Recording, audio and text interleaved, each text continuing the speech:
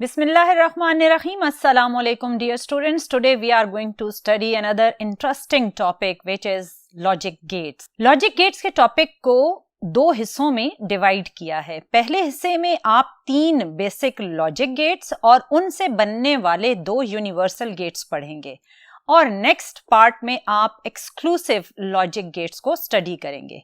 तो चलिए देखते हैं कि लॉजिक गेट्स के ऑपरेशंस किन किन चीजों पर बेस करते हैं. डियर स्टूडेंट्स, इससे पहले कि हम लॉजिक गेट्स की वर्किंग को पढ़ें, आपके लिए ये जान लेना जरूरी है कि इन गेट्स में जो सिग्नल ट्रेवल करेगा वो किस फॉर्म में ट्रेवल करेगा. बेसिकली सिग्नल की 2 टाइप्स होती हैं. एक कहलाता है एनालॉग सिग्नल और दूसरा कहलाता है digital signal.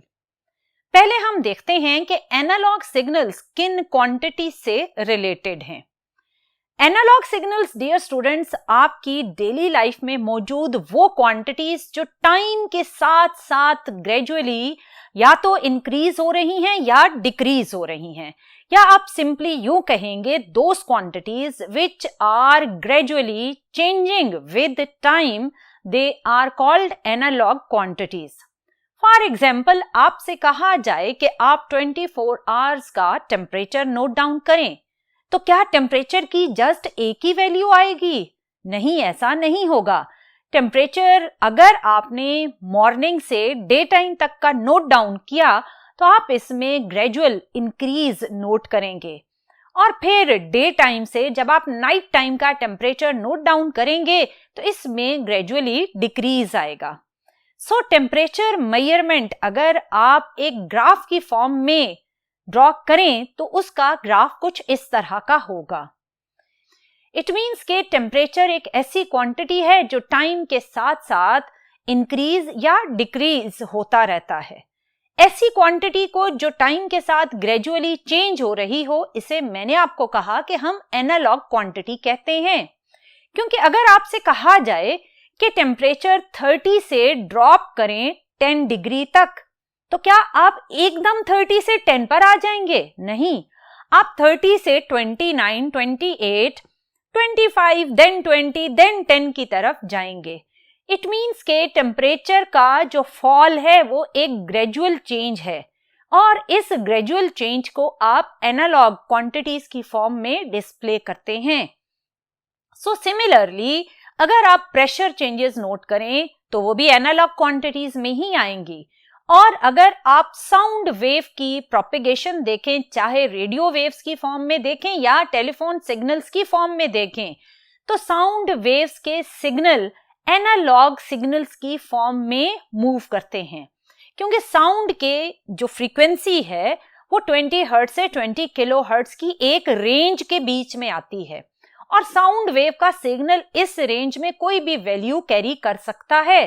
So sound wave की भी वैल्यूज की एक रेंज है, इसकी कोई 1 या 2 वैल्यूज नहीं होती. सो ऐसी क्वांटिटी जिसकी वैल्यूज की कोई रेंज हो, जो टाइम के साथ साथ इंक्रीज या डिक्रीज हो रही हो, ऐसी क्वांटिटी को हम बोलते हैं एनालॉग क्वांटिटी. लेकिन अगर हम कंप्यूटर सिग्नल्स को पढ़ें तो आप उन्हें डेटा सिग्नल्स की फॉर्म में स्टडी करते हैं. डेटा सिग्नल को कहा जाता है डिजिटल सिग्नल. कंप्यूटर की जो लैंग्वेज है वो सिर्फ 2 डिजिट्स पर बेस्ड है, और वो 2 डिजिट्स कहलाते हैं 0 और 1. 0 कंप्यूटर की लैंग्वेज में लो वोल्टेज को कहा जाता है, और 1 कंप्यूटर की लैंग्वेज में हाई वोल्टेज को कहा जाता है. इसका मतलब ये हुआ कि कंप्यूटर के जो सिग्नल्स हैं उनकी 2 स्टेट्स होती हैं. एक लो वोल्टेज स्टेट होती है और एक हाई वोल्टेज स्टेट होती है. ऐसे सिग्नल को जिसकी कोई 2 डिस्क्रीट वैल्यूज हों, उस सिग्नल को बोलते हैं डिजिटल सिग्नल, और इसका वेव पैटर्न कुछ ऐसा होगा. इस सिग्नल में आप देख रहे हैं कि सिग्नल की या तो मैक्सिमम वैल्यू है और फिर सडन वो ड्रॉप होकर 0 पर आ रहा है जो कि उसकी लो वैल्यू होगी, फिर वो लो वैल्यू से सडनली मैक्सिमम वैल्यू पर जा रहा है, फिर मैक्सिमम से वो सडनली अपनी लो वैल्यू पर आ रहा है. ये एक ऐसा सिग्नल है जो जस्ट 2 वैल्यूज के बीच में वेरिएशन शो कर रहा है। ऐसे सिग्नल को बोलते हैं डिजिटल सिग्नल। और computer language in digital signals को अंडरस्टैंड कर सकती है। अगर हम कंप्यूटर लैंग्वेज में बात करें या डेटा सिग्नल्स की शक्ल में बात करें तो हम बात करेंगे जीरोज और वंस की फॉर्म में। जीरोज और वंस दो डिफरेंट स्टेट्स को इंडिकेट करते हैं। अगर आप हाई वोल्टेज की बात कर रहे हैं, मैक्सिमम वोल्टेज की बात कर रहे हैं, किसी स्टेटमेंट के ट्रू होने की बात कर रहे हैं या सर्किट में स्विच के क्लोज होने की बात कर रहे हैं, तो ये states high, maximum, true and close, ये स्टेट्स वन कहलाती हैं। ये कंप्यूटर लैंग्वेज में कंप्यूटर इन 4 स्टेट्स को 1 डिजिट की फॉर्म में स्टडी करेगा। लेकिन अगर आप सिग्नल लो वोल्टेज है, मिनिमम वोल्टेज है, या कोई स्टेटमेंट फॉल्स है, या कोई स्विच ओपन है, तो इन 4 स्टेट्स को कंप्यूटर लैंग्वेज में 0 की फॉर्म में स्टडी किया जाएगा। कंप्यूटर सिग्नल 2 जीरोस और 1 डिजिट्स की फॉर्म में ट्रेवल करता है और इन्हें बिट्स बोला जाता है। बिट्स एक्चुअली कॉन्ट्रैक्शन है बाइनरी डिजिट वर्ड की। बाइनरी डिजिट से निकला बिट्स, और बिट्स हैं आपके पास जीरोस और वंस की फॉर्म में। अब इन जीरोस और वन को कंप्यूटर किस तरह ऑपरेट करता है उसके लिए यूज किया जाता है बूलियन अलजेब्रा। बूलियन अलजेब्रा क्या है, चलिए अब उसको देखते हैं। Dear students, Boolean algebra basically zeros और वन के ऑपरेशंस के रिलेटेड है। जीरोस और वन के ऑपरेशंस क्या होते हैं, इन्हें बूलियन अलजेब्रा 3 पार्ट्स में डिवाइड करता है। आपने मैथ्स में वैसे तो मैथमेटिकल जब एक्सरसाइजेस सॉल्व की तो आपने अलजेब्रा पढ़ा होगा, जिसमें आप एक्स, वाई, जी या ABC डिफरेंट वेरिएबल्स यूज करते हैं। लेकिन बूलियन अलजेब्रा जस्ट 2 स्टेट्स को डिस्क्राइब करता है और वो स्टेट्स हैं 0 या 1 से रिलेटेड। और इन जीरोस और 1 पर बूलियन अलजेब्रा के अकॉर्डिंग हम 3 ऑपरेशंस परफॉर्म कर सकते हैं, और वो 3 ऑपरेशंस हैं एंड ऑपरेशन, और operation and not operation. Boolean algebra in 3 mathematical operations को परफॉर्म कर सकता है। अब ये ऑपरेशंस क्या एडिशन से रिलेटेड हैं, मल्टीप्लिकेशन से रिलेटेड हैं, इनके पीछे क्या मैथ्स है, उसके लिए हम इन ऑपरेशंस को डिफरेंट सर्किट्स में इंप्लीमेंट करके देखेंगे। जब हम इन ऑपरेशंस को सर्किट्स में लॉजिकली इंप्लीमेंट करेंगे तो बनेंगे लॉजिक गेट्स, और लॉजिक गेट्स इन्हीं तीनों ऑपरेशंस पर बेस्ड सर्किट्स के नाम हैं। अगर आप इलेक्ट्रॉनिक सर्किट्स जो इन 3 ऑपरेशंस को इंप्लीमेंट करवा रहे हो उनका नाम पूछें तो उनको कहा जाता है logic gates. So what are logic gates? Basically, logic gates are the electronic circuits which implements these 3 logic operations. So अब हम देखते हैं कि किस तरह logic circuits इन 3 operations को implement करते हैं। हमारे पास क्योंकि 3 logic operations हैं, so 3 ही logic gates भी बनेंगे। पहला है AND gate, दूसरा है OR gate और थर्ड वन है नॉट गेट। तो चलिए देखते हैं कि इन 3 गेट्स के लॉजिक ऑपरेशंस में क्या डिफरेंस है। डियर स्टूडेंट्स, हमने लॉजिक गेट्स में से अगर पहले एंड गेट को स्टडी करना है तो आप एंड गेट का अगर सिंबल देखें तो एंड गेट के पास हैं 2 input values A and B और एक है उसके पास आउटपुट वैल्यू। अब एंड गेट किस तरह इनपुट वैल्यूज पर लॉजिकली ऑपरेट करता है, इसको समझने के लिए आप सपोज करें कि आपके घर में एक लॉकर है और उस लॉकर की 2 कीज हैं। आपने इस लॉकर पर यह लॉजिकल ऑपरेशन इंप्लीमेंट किया कि जब तक दोनों कीज इसमें इंसर्ट ना हो लॉकर नहीं खुलेगा। तो चलिए सपोज करते हैं एक की आपकी मदर के पास है और एक की आपके फादर के पास है। की 1 आपकी मदर की जो की है, अगर वो अकेले इस लॉकर में इंसर्ट करेंगी और फादर की मिसिंग हो तो ये लॉकर नहीं खुलेगा। इसी सिचुएशन को अगर हम एक टेबल की फॉर्म में देखें तो की 1, की 2 और लॉकर का ओपन होना या क्लोज रहना थर्ड आउटपुट की फॉर्म में आएगा। अगर आपने की 1 इंसर्ट की 2 मिसिंग है तो लॉकर क्या रहेगा? लॉकर ऑब्वियसली क्लोज रहेगा, क्योंकि लॉकर का लॉजिक ऑपरेशन है कि दोनों कीज इंसर्ट होंगी तो वो खुलेगा, अदरवाइज वो नहीं खुलेगा। सो सेकंड सिचुएशन कुछ इस तरह कर लेते हैं कि की 1 मिसिंग है, की 2 आपने इंसर्ट की, अगेन लॉजिक ऑपरेशन सेटिस्फाई नहीं हुआ, सो लॉकर क्लोज ही रहेगा। थर्ड इस तरह कर लें कि दोनों कीज आप मिसिंग कर दें, ना की 1 इंसर्टेड है ना की 2 इंसर्टेड है, सो लॉकर ऑब्वियसली क्लोज रहेगा। फोर्थ सिचुएशन कुछ इस तरह है कि आपने की 1 मदर की जो की है वो भी उन्होंने इंसर्ट की और फादर ने भी की इंसर्ट कर दी। अब क्योंकि दोनों keys at a time insert हुई तो लॉकर ऑब्वियसली ओपन हो जाएगा।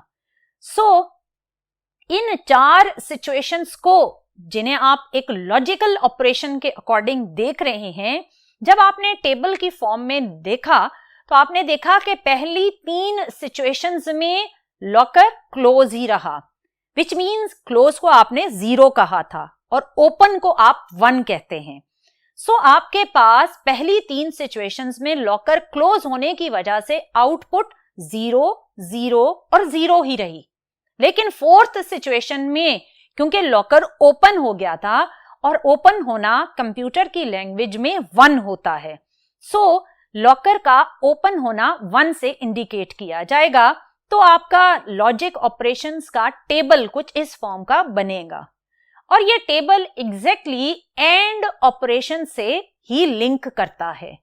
अगर आप एंड ऑपरेशन को एक स्विचेस वाले सर्किट की शक्ल में देखें तो एंड का स्विचेस के अकॉर्डिंग बिहेवियर कुछ इस तरह का होगा कि S1, S2 आपके पास 2 स्विचेस हैं जिन्हें आपने एक बैटरी के साथ सीरीज में कनेक्ट किया और आउटपुट इन 2 स्विचेस की वजह से और डीसी सोर्स की वजह से जो एक आउटपुट जनरेट होगी वो आप एक बल्ब को देंगे।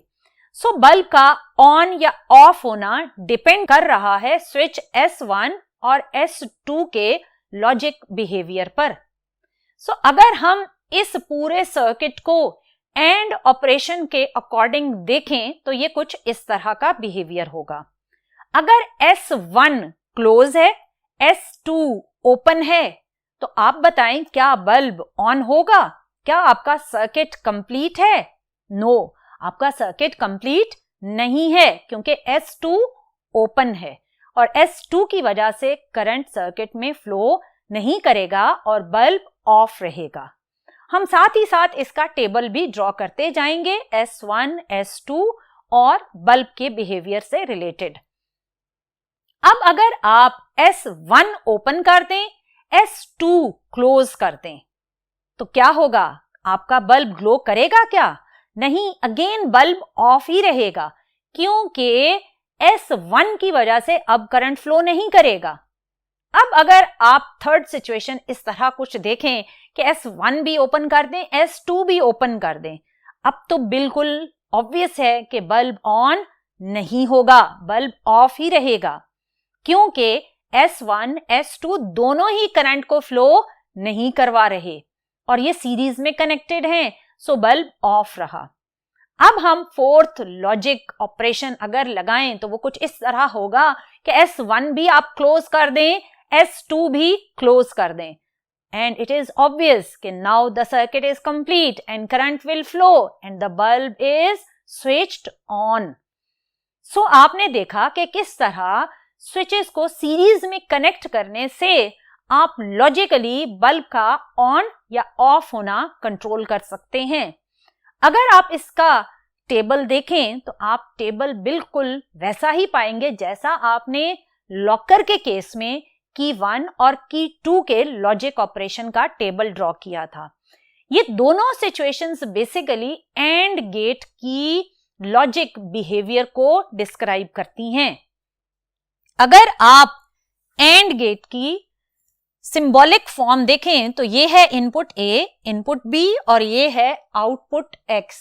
इन दोनों सिचुएशंस जो आपने अभी देखी, स्विचेस वाली और लॉकर वाली, अगर हम इन दोनों सिचुएशंस के अकॉर्डिंग एंड गेट को स्टडी करें तो एंड गेट का ट्रुथ टेबल, जो कि बेसिकली लॉजिक ऑपरेशन से रिलेटेड टेबल है, वो कुछ इस तरह का ड्रॉ होगा। आपके पास इनपुट 0, A पर आपने इनपुट 0 दी, B पर इनपुट आपके पास है 1। और आप जानते हैं कि एंड गेट में अगर कोई एक इनपुट भी मिसिंग हो तो आउटपुट 0 ही रहती है। यानी अगर कोई एक इनपुट लो इनपुट है तो आउटपुट लो ही रहेगी। अब अगर आप A पर इनपुट देते हैं और B पर इनपुट 0 रखते हैं, इसे करते हुए अगर आप अपने माइंड में की वाली एग्जाम्पल को रखेंगे तो आप बिल्कुल कंफ्यूज नहीं होंगे, क्योंकि ये इनपुट A एंड B आपके पास की 1 और की 2 हैं और ये X जो कि आउटपुट है, ये लॉकर का ओपन होना या क्लोज होना है। सो अगर आप उस एग्जाम्पल को माइंड में रखेंगे तो आपका ट्रुथ टेबल बिल्कुल सही ही ड्रॉ होगा। अभी अगर आपके पास दोनों इनपुट्स 0 हैं, यानी दोनों कीज मिसिंग हैं, तो ऑब्वियसली लॉकर ओपन नहीं होगा। अगर दोनों कीज आपने इंसर्ट की, यानी दोनों टर्मिनल्स को इनपुट दे दी, तो ऑब्वियसली आउटपुट पर आपके पास वोल्टेज आएगा, जिसको आपने देखा था कि लॉकर खुल जाएगा, लॉकर ओपन हो जाएगा। सो डियर स्टूडेंट्स, इसमें अगर आप इनपुट के जीरोस और वंस पर मैथमेटिकल ऑपरेशन लगाकर ये आउटपुट देखें तो 0 मल्टीप्लाई बाय 1 अगर आप करते हैं तो आंसर 0 बनेगा। 1 मल्टीप्लाई बाय 0 करेंगे तो आंसर 0 बनेगा। सो इन सिचुएशंस पर जो लॉजिक ऑपरेशन इंप्लीमेंट होगा वो A मल्टीप्लाई बाय B के अकॉर्डिंग होगा। और ये बोलियन अलजेब्रा का वो मैथमेटिकल ऑपरेशन है जिसे आप एंड ऑपरेशन कह रहे थे, और ये एंड ऑपरेशन आपके लॉजिक गेट के अंदर इन 4 सिचुएशंस के अकॉर्डिंग वर्क परफॉर्म करता है। इसमें अगर कोई एक इनपुट लो हो तो आपके पास आउटपुट भी लो ही रहती है।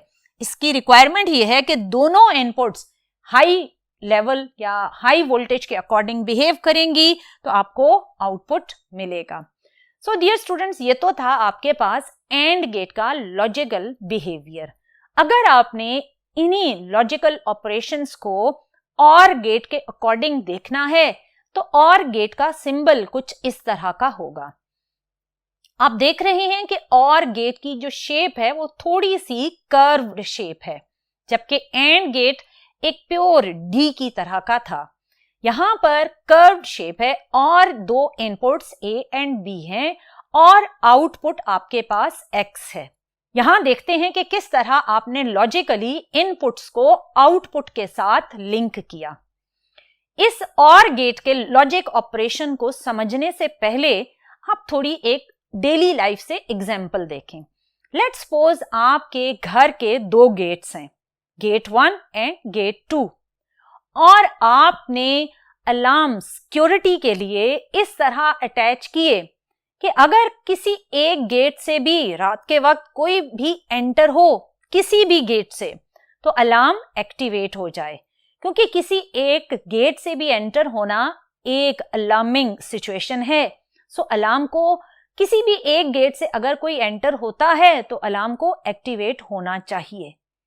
अगर हम इस सिचुएशन को लॉजिक ऑपरेशंस के अकॉर्डिंग देखें तो आप अगर गेट 1 से कोई एंटर होता है तो ये इनपुट 1 है, और अगर कोई एंटर नहीं होता तो ये इनपुट 0 ली जाएगी।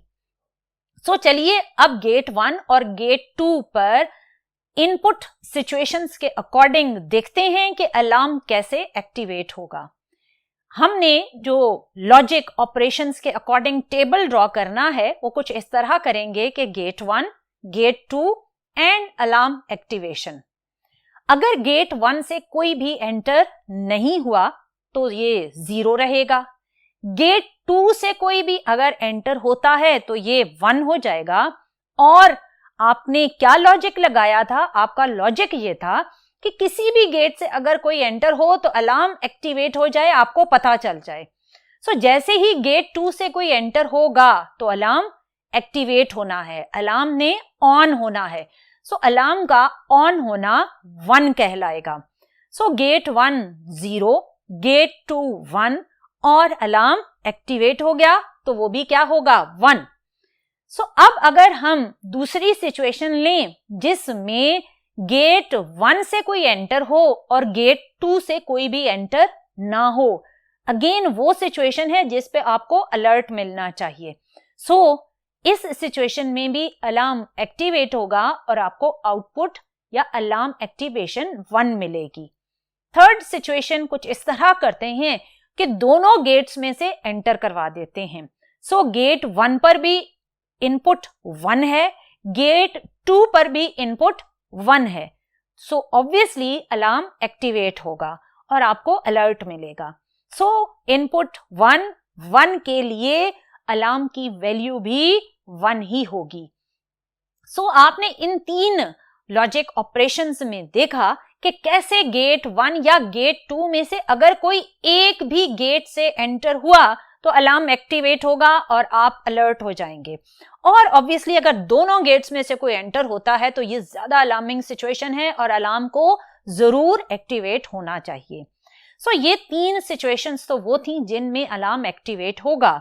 और ऑब्वियसली फोर्थ सिचुएशन वो होगी जिसमें ना तो कोई गेट 1 से एंटर होगा ना ही गेट 2 से एंटर होगा, तो ऑब्वियसली अलार्म को ऑफ ही रहना चाहिए। So gate 1 input 0, gate 2 input 0 और अलार्म ऑफ रहेगा, विच मीन्स 0 पर ही रहेगा। सो इन 4 सिचुएशंस का लॉजिक ऑपरेशंस के अकॉर्डिंग टेबल कुछ ऐसा बना। इसी टेबल को अगर हम स्विचेस वाले सर्किट के अकॉर्डिंग देखें तो इस और सिचुएशन में स्विचेस का बिहेवियर कुछ इस तरह अटैच करना पड़ेगा। इसमें आपके पास S1, S2 स्विचेस पैरेलल में कनेक्टेड हैं और आपको याद होगा कि एंड गेट में हमने इन स्विचेस को सीरीज में कनेक्ट किया था। लेकिन जब आपने और गेट का लॉजिकल सर्किट बनाना है तो उसमें स्विचेस को आपको पैरेलल में कनेक्ट करना पड़ेगा। अगर आप यहां पर बल्ब को ऑन या ऑफ की सिचुएशन में लाना चाहते हैं तो हम देखते हैं S1, S2 स्विच को क्लोज या ओपन करके। लेट्स सपोज आपने S1 को क्लोज कर दिया और S2 को ओपन कर दिया। आप बताइए कि क्या सर्किट में करंट का पाथ कंप्लीट होगा? जी होगा, क्योंकि S1 क्लोज है। तो S1 के क्लोज होने की वजह से करंट को एक क्लोज लूप मिलेगा और करंट फ्लो करेगा, बल्ब ऑन हो जाएगा। अगर हम इस सिचुएशन को टेबल के अकॉर्डिंग लिखें तो सिचुएशन कुछ इस तरह बनेगी। S1 आपने क्लोज किया है, विच मीन्स 1, S2 आपने ओपन किया है, विच मीन्स 0, और बल्ब ऑन है, विच मीन्स बल्ब की सिचुएशन 1 से डिस्क्राइब की जाएगी। सो याद रखें कि ओपन का मतलब है 0 और क्लोज का मतलब है 1। अब हम सिचुएशंस जो S1, S2 स्विचेस की हैं वो इंटरचेंज कर देते हैं। S1 को आप ओपन कर दें, S2 को आप क्लोज कर दें। अगेन आप देख रहे हैं कि S2 वाले लूप में करंट का एक क्लोज्ड पाथ बनेगा और करंट फ्लो करेगा और बल्ब ऑन हो जाएगा। सो S2 close, which means S2 की जगह क्या आएगा? 1। S1 ओपन है तो इसकी जगह क्या आ जाएगा? 0। और आउटपुट पर आपका बल्ब एक्टिवेट है, ऑन है, सो बल्ब का ऑन होना 1 से इंडिकेट करेंगे। सो इन दो सिचुएशंस का टेबल का पैटर्न कुछ ऐसा है। थर्ड सिचुएशन हम कुछ इस तरह करते हैं कि S1, S2 दोनों को आप क्लोज कर दें। जैसे ही दोनों को आपने क्लोज किया तो दोनों तरफ से सर्किट कंप्लीट हो जाएगा। अगेन करंट के अब दो पाथ्स हैं, वो मूव करेगी और बल्ब आपका ऑन ही रहेगा। इस सिचुएशन का लॉजिक पैटर्न कुछ इस तरह बना, S1 close means 1, S2 close means 1, bulb on means 1। सो आपके पास ये तीन लॉजिक ऑपरेशंस वो थे जिनमें आपको बल्ब ऑन ही मिला। चौथा लॉजिक ऑपरेशन कुछ इस तरह करें कि S1 open, S2 open. Obviously circuit में कहीं पर भी करंट को फ्लो करने के लिए क्लोज पाथ नहीं मिलेगा, सो करंट फ्लो नहीं करेगा और बल्ब ऑफ ही रहेगा। सो ये वाले स्विचेस के जो लॉजिक ऑपरेशंस थे ये बिल्कुल गेट 1 और गेट 2 के लॉजिक ऑपरेशन से ही रिजेंबल करते थे। सो ये दोनों सिचुएशंस और गेट के लॉजिक ऑपरेशंस के अकॉर्डिंग हैं। सो इन सिचुएशंस को अगर हम और गेट के अकॉर्डिंग ट्रुथ टेबल में ड्रॉ करें तो ट्रुथ टेबल और गेट का कुछ इस तरह बनेगा। आपके पास और गेट की दो इनपुट्स हैं A एंड B और एक है आउटपुट जिसको आप देखेंगे बल्ब की शक्ल में या अलार्म की शक्ल में कि वो एक्टिवेट होगी या नहीं होगी। सो इसके ट्रुथ टेबल को ड्रॉ करते हुए आप अपने दिमाग में या तो गेट वाली एग्जांपल रखिए या स्विचेस वाली, तो आपको टेबल ड्रॉ करना इजी होगा। अगर आपके पास इनपुट 0 है और B इनपुट 1 है तो इसका मतलब, अगर आप गेट वाली एग्जांपल दिमाग में रखें तो इसका मतलब इस गेट से कोई एंटर नहीं हो रहा, इस गेट से कोई एंटर हुआ तो आपको अलर्ट मिलना चाहिए या नहीं मिलना चाहिए? ऑब्वियसली अलार्म को एक्टिवेट होना चाहिए ताकि आपको पता चल सके कि किसी एक गेट से कोई एंटर हुआ है। सो जब आपको अलार्म एक्टिव मिले तो इसका मतलब अलार्म की एक्टिवेशन 1 होगी। अब अगर इनपुट A आप 1 कर दें, इनपुट B 0 कर दें, अगेन एक अगर गेट वाली एग्जांपल है आपके माइंड में तो इट मींस गेट से कोई एंटर हुआ तो अलार्म एक्टिवेट होना चाहिए। अगर दोनों गेट से कोई एंटर हो रहा है तो ऑब्वियसली अलार्म को जरूर एक्टिवेट होना चाहिए, सो उसकी एक्टिवेशन स्टेट होगी 1।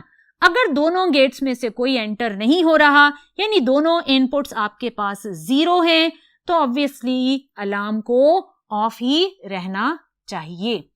सो अगर हम A और B जो जीरोस और वंस हैं उन वेरिएबल्स पर, इन डिजिट्स पर बुलियन अलजेब्रा लगाएं तो हमें अगर 1 1 1 और 0 मिल रहा है तो इसका मैथमेटिकल ऑपरेशन 0 प्लस 1 की शक्ल में 1 देगा। सो आपका जो आउटपुट X है अकॉर्डिंग टू बुलियन अलजेब्रा वो ऑपरेशन है A प्लस B का। सो डियर स्टूडेंट्स, आपका जो और गेट है वो दोनों इनपुट्स पर आने वाले 0 और 1 वेरिएबल्स को ऐड करके आउटपुट पर इंप्लीमेंट करेगा, जबकि एंड गेट में दोनों इनपुट्स 0 और 1 की फॉर्म में मल्टीप्लाई होकर आपको आउटपुट की तरफ लेकर जा रही थी। सो एंड और में जो बुलियन अलजेब्रा के अकॉर्डिंग मैथमेटिकल ऑपरेशंस बने, एंड गेट में वो ऑपरेशन था A मल्टीप्लाई B और गेट में ये मैथमेटिकल ऑपरेशन है A प्लस B के अकॉर्डिंग। सो डियर स्टूडेंट्स, आपने देखा कि किस तरह ये लॉजिक गेट्स स्विचेस की फॉर्म में या डिफरेंट सर्किट अरेंजमेंट्स की फॉर्म में आपके इनपुट वैल्यूज को आउटपुट की तरफ लेकर जाती हैं और आपकी रिक्वायर्ड सिचुएशन के अकॉर्डिंग आउटपुट पर लगी हुई डिवाइसेस को किस तरह ये लॉजिक गेट्स एक्टिवेट करते हैं। समटाइम्स एक्टिवेट करेंगे, समटाइम आपकी आउटपुट जो सिचुएशंस हैं उन्हें डीएक्टिवेट रखेंगे। सो ये तो दो आपके बेसिक गेट्स थे, एंड गेट और गेट। थर्ड गेट है इन्वर्टर भी उसे बोलते हैं और उसका दूसरा नाम है नॉट गेट। ये बहुत सिंपल है क्योंकि इसमें आपके पास जस्ट एक ही इनपुट वैल्यू होगी और वो आउटपुट पर जाकर इन्वर्ट हो जाएगी। इसमें ये जो बबल आपको नजर आ रहा है आउटपुट पर, ये बबल बेसिकली इन्वर्टर को या इन्वर्टर बिहेवियर को इंडिकेट करता है। इसमें अगर आप देखें तो एक ही इनपुट है और एक ही आउटपुट है। इसमें क्योंकि इन्वर्टर अटैच है तो इसका जो सर्किट का बिहेवियर होगा, अगर आप उसे स्विच की फॉर्म में देखें तो कुछ इस तरह का होगा। इसमें आपने स्विच इस तरह अटैच किया है कि अगर आप स्विच को क्लोज कर देते हैं, अगर आपने स्विच को क्लोज किया है तो स्विच वाली साइड पर जो क्लोज लूप पाथ मिलेगा करंट को, इस साइड का रेजिस्टेंस लो होगा और जो अगला लूप है उसमें क्योंकि आपने बल्ब अगर कनेक्ट किया है तो उसका रेजिस्टेंस हाई हो जाएगा। सो करंट हमेशा प्रेफर करती है किस पाथ को? लो रेजिस्टेंस वाले पाथ को। सो आपने जैसे ही स्विच S1 क्लोज किया, लो रेजिस्टेंस की वजह से करंट S1 वाले क्लोज लूप को फॉलो करेगी और आपका बल्ब ऑफ रहेगा। अगर हम इसे लॉजिकली देखें तो स्विच S1 तो क्लोज है लेकिन सर्किट में लगा हुआ बल्ब ऑफ है। सो इसका मतलब ये कि यहां पर इनपुट क्लोज स्विच की वजह से 1 है लेकिन आउटपुट पर लगा हुआ बल्ब ऑफ है, विच मीन्स इनपुट 1 और आउटपुट 0। अगर हम इसको उलट करके देखें, स्विच S1 को क्लोज करने की बजाय आप उसे ओपन कर दें। जैसे ही आप उसे ओपन करेंगे तो आपका जो S1 वाला क्लोज पाथ था वो खत्म हो जाएगा और करंट को सिर्फ एक ही क्लोज लूप नजर आएगा जिसमें बल्ब कनेक्टेड है। जैसे ही आपने स्विच S को ओपन किया तो करंट एक क्लोज पाथ बनाती हुई बल्ब में से क्रॉस करेगी और बल्ब ऑन हो जाएगा। इस सिचुएशन में स्विच ओपन था और ओपन का मतलब होता है 0। इट मींस जैसे ही स्विच 1 ओपन हुआ तो आपके पास आउटपुट एक्टिवेट हो गई, which means input S1 switch की 0 थी और आउटपुट पर लगा हुआ बल्ब आपको एक्टिवेट होकर 1 सिचुएशन दे रहा है। इसका एक सिंपल सा ट्रुथ टेबल बनेगा जो कि कुछ इस तरह का होगा। अगर आपने इनपुट दी, विच मीन्स आपके पास इनपुट 1 है, अगर आपने इनपुट 1 दी तो आपके पास बल्ब क्या था? जब आपने स्विच S1 को क्लोज कर दिया, क्लोज का मतलब होता है 1, जैसे ही आपने स्विच को क्लोज किया तो बल्ब क्या हो गया था? ऑफ हो गया था, विच मीन्स ये हाई इनपुट आपके पास A बार यानी A को इन्वर्ट करके 1 का उलट विच इज 0 बन के आपको आउटपुट पर मिलेगा। जबकि दूसरी सिचुएशन में जब आपने स्विच को ओपन कर दिया था, ओपन होने की वजह से करंट को बल्ब वाला कंप्लीट पाथ मिला और बल्ब ऑन हो गया। जैसे ही स्विच ओपन हुआ तो बल्ब ऑन हो गया, विच मीन्स उसका आउटपुट 1 पर आ गया। इसे बोलते हैं इनवर्स बिहेवियर, यानी स्विच क्लोज है तो बल्ब ऑफ हो जाएगा, अगर स्विच ओपन है तो बल्ब एक्टिवेट हो जाएगा, बल्ब ऑन हो जाएगा। यहाँ स्विच का बिहेवियर और बल्ब का बिहेवियर एक दूसरे के उलट हैं। इसको बोलते हैं नॉट गेट, क्योंकि आने वाले इनपुट के रिवर्स या उलट बिहेव करता है इसका आउटपुट। आउटपुट पर जो A बार है, ये बोलियन अलजेब्रा के अकॉर्डिंग A की वैल्यू को इन्वर्स करके आउटपुट पर दिखाना। अगर आपके पास इनपुट 1 है तो आउटपुट पर वो इन्वर्स होकर 0 मिलेगा, और अगर इनपुट 0 है तो आउटपुट पर इन्वर्स होकर वो 1 मिलेगा। ये तो एक सिंपल सा थर्ड लॉजिक गेट था जो कि कहलाता है नॉट गेट। ये 3 आपके पास बेसिक लॉजिक गेट्स हैं, एंड, और, एंड, नॉट। एंड में आपने देखा कि जो आउटपुट है वो मल्टीप्लिकेशन के ऑपरेशन के अकॉर्डिंग है, और में जो आउटपुट है वो एडिशन के मैथमेटिकल ऑपरेशन के अकॉर्डिंग है, और नॉट में आउटपुट इनवर्स बिहेवियर के या उलट बिहेव करने के ऑपरेशन के अकॉर्डिंग है। अब अगर आप इन 3 बेसिक लॉजिक गेट्स को कंबाइन करके कोई और गेट बनाते हैं तो वो कहलाते हैं यूनिवर्सल गेट्स। अगर आप एंड के साथ नॉट ज्वाइन करते हैं तो वो बनता है नैंड, और अगर और के साथ आप नॉट कंबाइन करते हैं तो वो बनता है नॉर। इसमें जो n है ये नॉट गेट का है और इसके साथ आपने एंड गेट ज्वाइन किया, n फॉर नॉट गेट, और इसके साथ आपने और गेट ज्वाइन किया।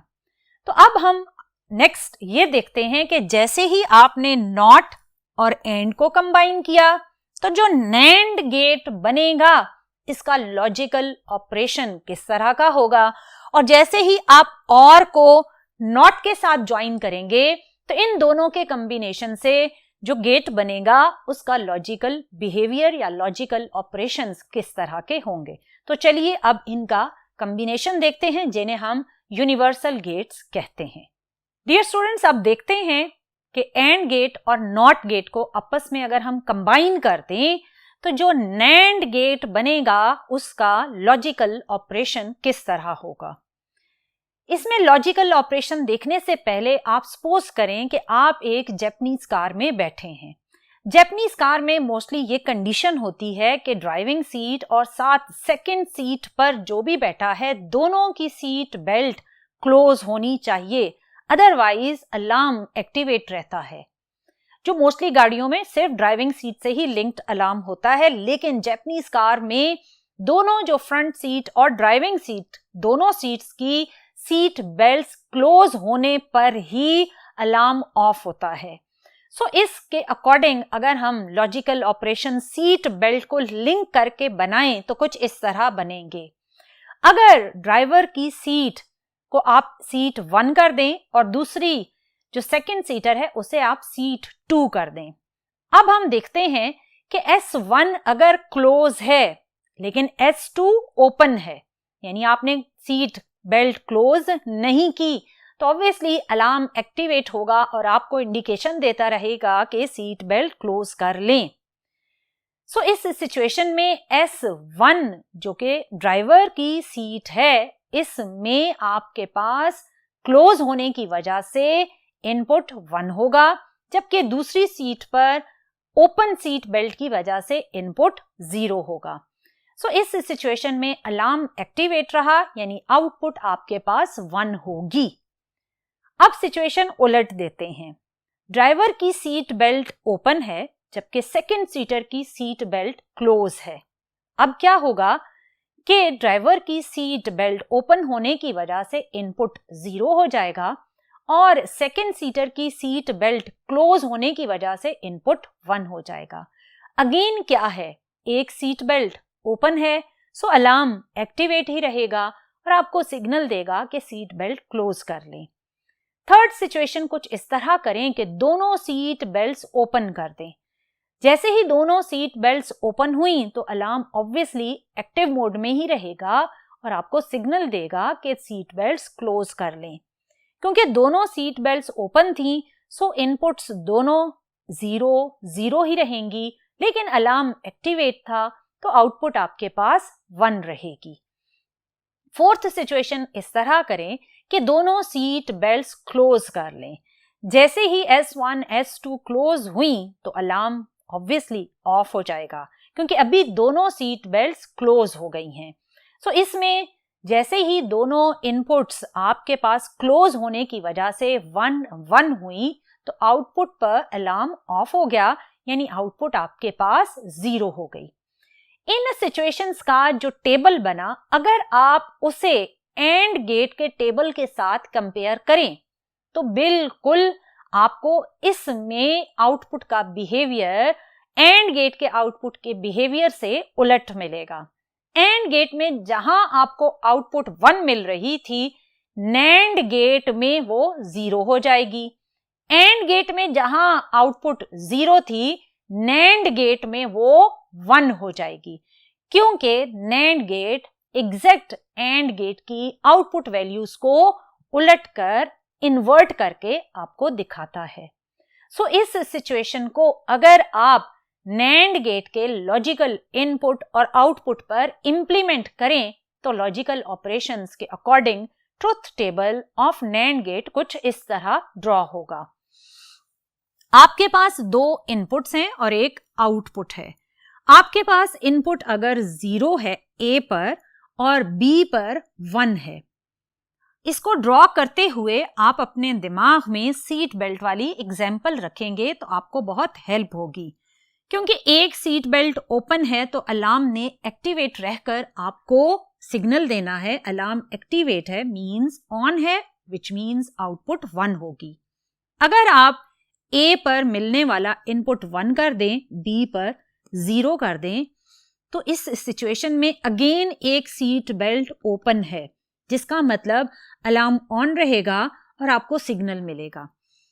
दूसरी सिचुएशन के बाद अगर आप थर्ड सिचुएशन पर आएं तो आप दोनों सीट बेल्ट्स ओपन कर दें।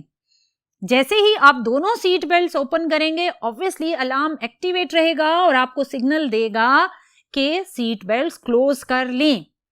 अब जैसे ही आपने दोनों सीट बेल्ट्स क्लोज की तो अलार्म दोनों सीट बेल्ट्स क्लोज होने की वजह से, यानी दोनों इनपुट आपके पास अब 1-1 वाली सिचुएशन में आ गई, तो अलार्म ऑफ हो जाएगा, विच मीन्स आपके पास आउटपुट 0 हो जाएगी।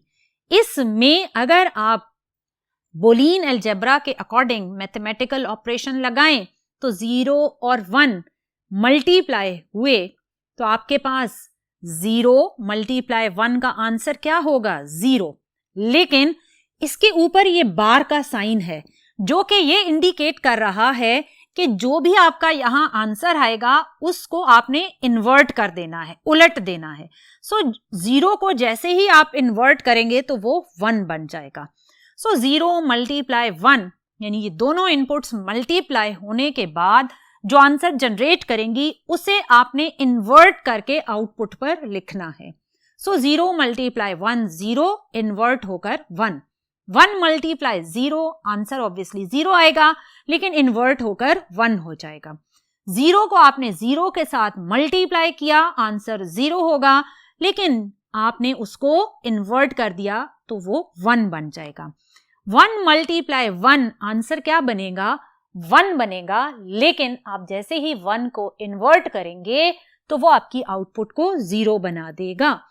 सो डियर स्टूडेंट्स, आपने देखा कि कैसे एंड और नॉट गेट कंबाइन होकर आपको एक डिफरेंट अंदाज में स्विचिंग का बिहेवियर देते हैं, जिनमें अगर कोई एक स्विच ओपन हो, एक स्विच क्लोज हो, तो आउटपुट किस तरह क्लोज स्विच के अकॉर्डिंग होगी।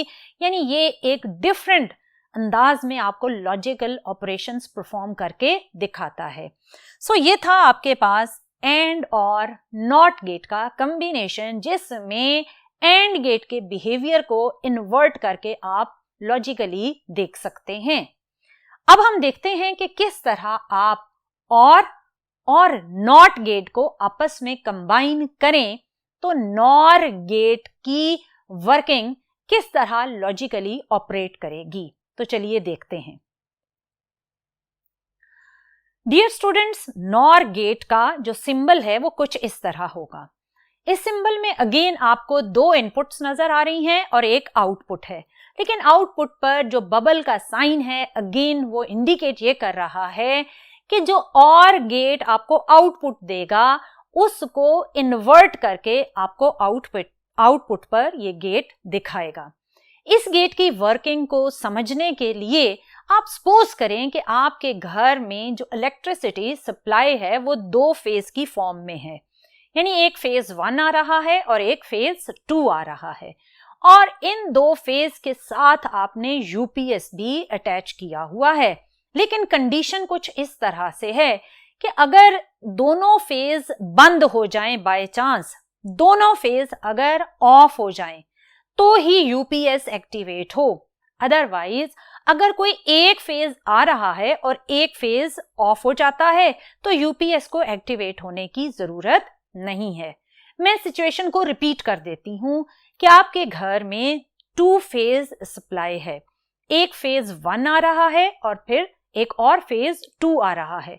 इन 2 फेज के साथ आपने यूपीएस की अरेंजमेंट भी अटैच की हुई है। अगर दोनों फेज बाय चांस ऑफ हो जाते हैं तो तब आपका यूपीएस एक्टिवेट होगा, अदरवाइज वो एक्टिवेट नहीं होगा। तो चलें इस सिचुएशन को हम लॉजिकल ऑपरेशंस के अकॉर्डिंग देखते हैं। अगर आपका फेज 1 एक्टिव है और फेज 2 ऑफ हो गया तो क्या होगा? क्या यूपीएस एक्टिव होगा? नहीं, क्योंकि जब फेज आ रहा है तो फिर यूपीएस को एक्टिव होने की जरूरत नहीं। सो यूपीएस आपका ऑफ रहेगा। मैंने 3 कॉलम बनाए, फेज 1, फेज 2 और यूपीएस का।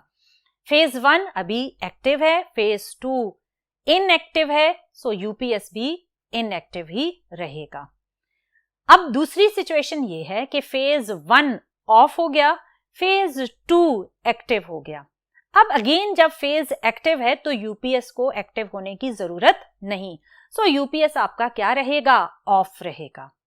थर्ड सिचुएशन कुछ इस तरह करें कि आपके पास दोनों फेज मिसिंग हो गए, फेज 1 भी ऑफ हो गया, फेज 2 भी ऑफ हो गया। ऑब्वियसली ये वो सिचुएशन है जिसमें आपका यूपीएस अब एक्टिव हो जाएगा। सो यूपीएस यहां पर ऑन हो जाएगा और ऑन को आप 1 से इंडिकेट करेंगे। फोर्थ सिचुएशन ये है कि दोनों फेज आ रहे हैं, फेज 1 भी आ रहा है, फेज 2 भी आ रहा है। दोनों अगर फेज एक्टिव हैं तो ऑब्वियसली यूपीएस को ऑन होने की जरूरत नहीं है। फेज 1 एक्टिव है सो इनपुट 1 हो जाएगी, फेज 2 एक्टिव है सो इनपुट 1 हो जाएगी, लेकिन यूपीएस ऑफ है तो आपकी आउटपुट पर 0 ही आपको मिलेगा। सो ये सिचुएशन अगर आप इसका टेबल ऑब्जर्व करें तो इसका टेबल एग्जैक्टली OR गेट के टेबल का इन्वर्जन है। OR गेट में जहां आपको आउटपुट पर 1 मिलेगा, NOR गेट में आउटपुट पर आपको 0 मिलेगा।